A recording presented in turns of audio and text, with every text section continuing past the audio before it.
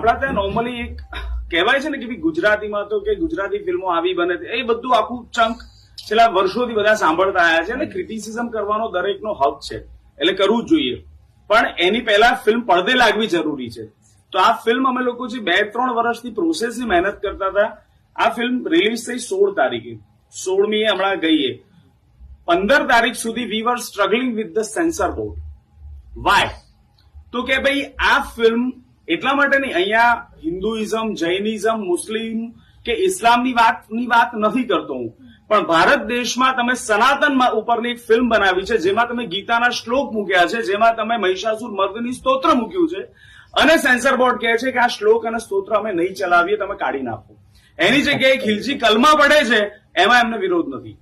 સો આ વસ્તુ સાથે સ્ટ્રગલ કરતા કરતા ફિલ્મનો એન્ડ બચાવવા માટે થઈને છેક 15 તારીખ સુધી અમે સ્ટ્રગલ કરતા હતા. વી વર ક્રાઇંગ